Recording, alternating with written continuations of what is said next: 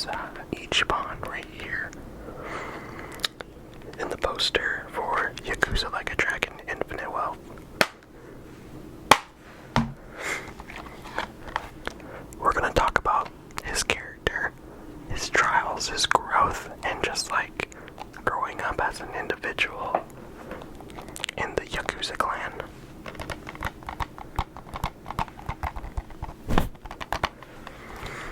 January 1st, 1977.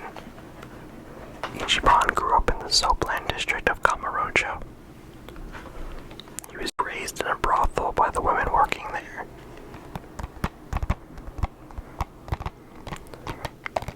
In his adolescent years, he came across a patriarch in the Arakawa family. His name was Masami Arakawa. Masami Arakawa and the Arakawa family were part of the Tojo clan.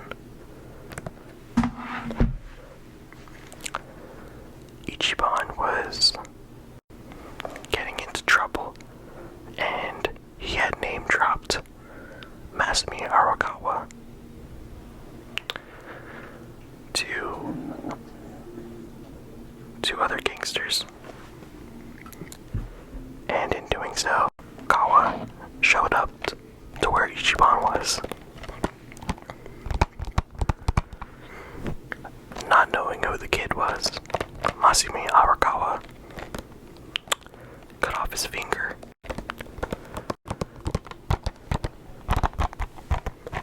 and then gave it to the opposing Yakuza. And then since then, Ichiban fell in love with Masami Arakawa's sense of pride, loyalty, and just, overall character. He was immensely gratified, or he was immensely had a lot of gratitude towards Arakawa. So he would beg and go to the Arakawa family residence, like their place of business, and he would beg them, and he would be there day and night, begging them to let him into the clan. Eventually, he worked his way into the clan as a low-ranking member of the Yakuza.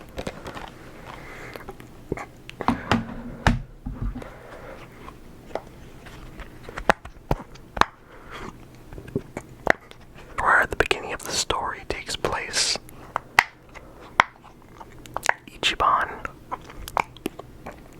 as a low-ranking member, was tasked with caring for Masami Arakawa's son, Masato Arakawa.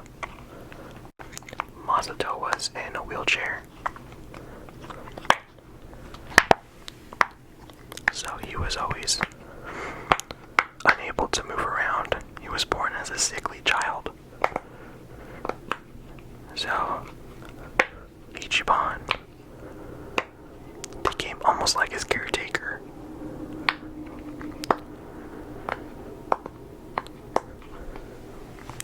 Ichiban's a lovable character because he's in a way, really naive, dumb, but he has a good heart. Speaking of good heart, this is what leads to Ichiban's initial downfall in the game Yakuza Like a Dragon.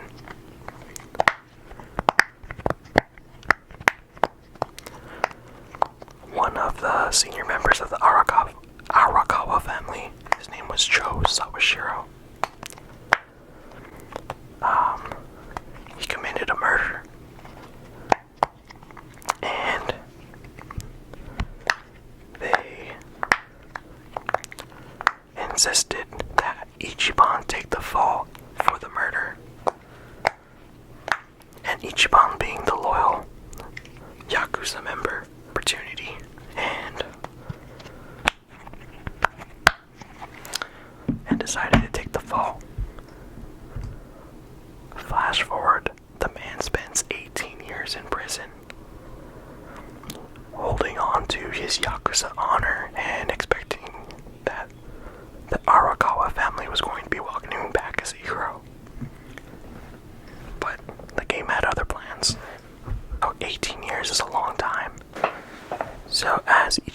is released from jail, and he discovered that the world has changed.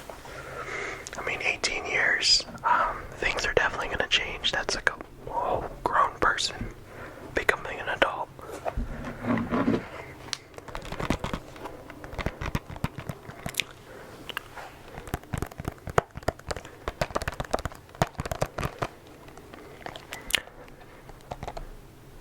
So, coming out of jail, he found out that the Arakawa family actually betrayed the Tojo clan and then aligned itself with the Omi alliance.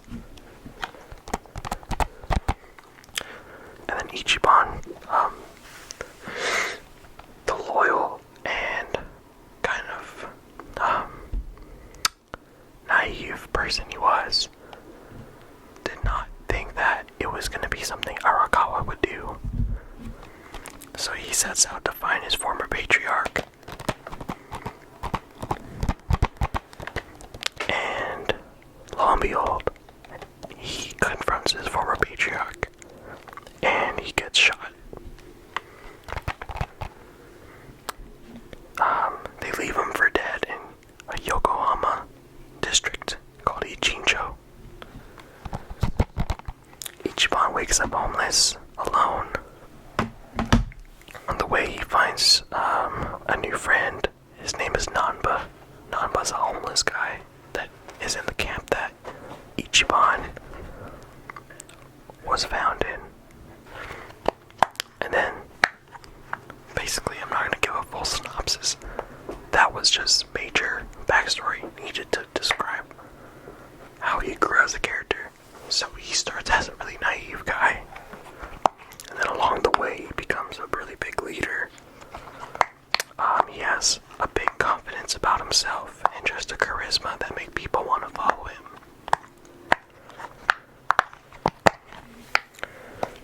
Yakuza, like a dragon, does a good job of portraying like adult characters in an RPG style game, which doesn't usually happen.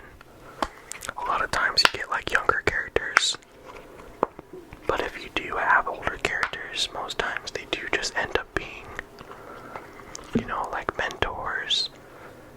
They train people, but then they die for the plot. But this one, the game is centrally focused on characters like Ichiban, Adachi, Nanba, and Seiko, that are not young characters, but like in their 30s, 40s, people that are just trying to kind of get along in the world. So it's like almost like realistic for some people.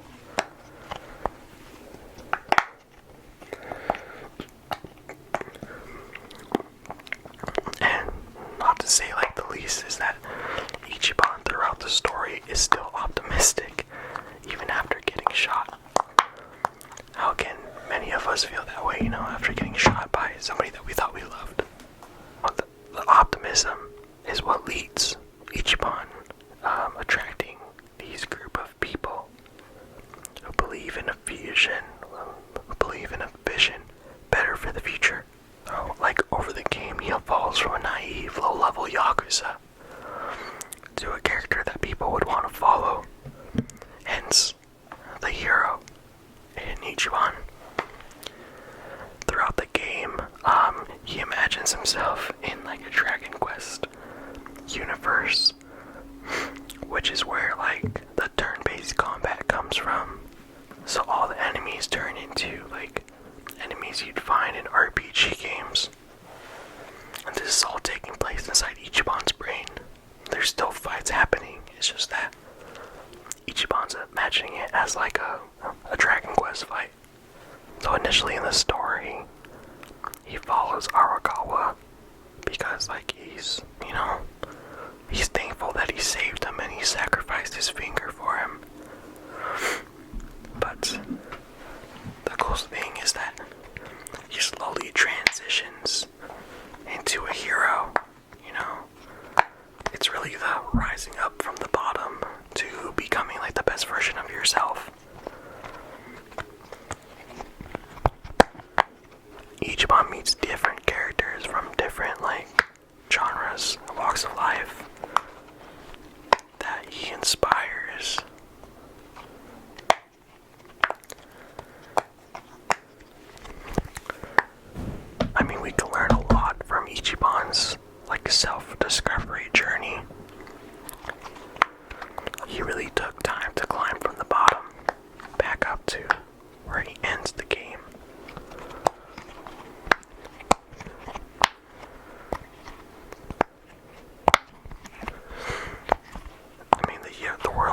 Yakuza is very complex. There's a lot of politics, crime, personal loyalty, a lot of like stuff in a melting pot that's gonna explode, and Ichiban's in the middle of that. And in doing so, he really embraces his new identity and responsibilities.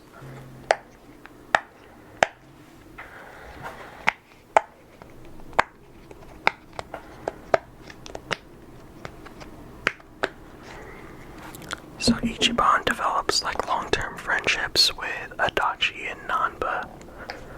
You know, the type of friendships that he didn't particularly have in the Yakuza clan. Because everybody in the Yakuza clan was just, you know, like, I wouldn't say teammates, but they were clan members in a crime family. But no, like, real relationship. So,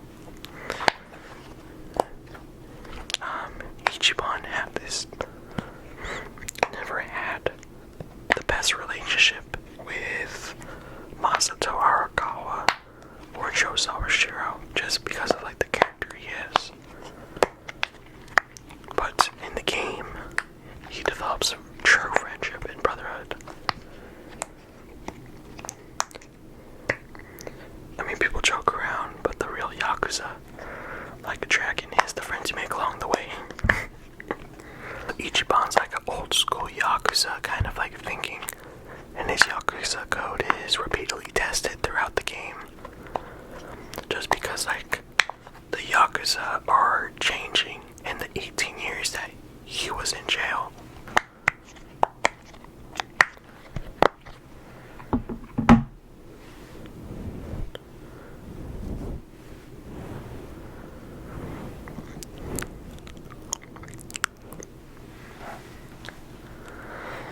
So he strives to make his imprint on the world with his Yakuza values, but in a sense where like he's not a Yakuza anymore. He has really many setbacks and betrayals throughout the game, but his optimism and belief in doing the right thing sets him apart from other characters, and that makes him really relatable and inspiring for some people. I, for one, could take inspiration from him being really optimistic most times, because man, being stabbed in the back multiple times, I don't know if I can keep repeatedly trying to believe in people. Like his character development is a blend of not only just being like an OG Yakuza, he goes from a foot soldier, eventually growing into a heroic leader. It makes him a really memorable and impactful protagonist in the Yakuza series, which makes it kind of difficult when you have to follow a character like Kazuma Kiryu.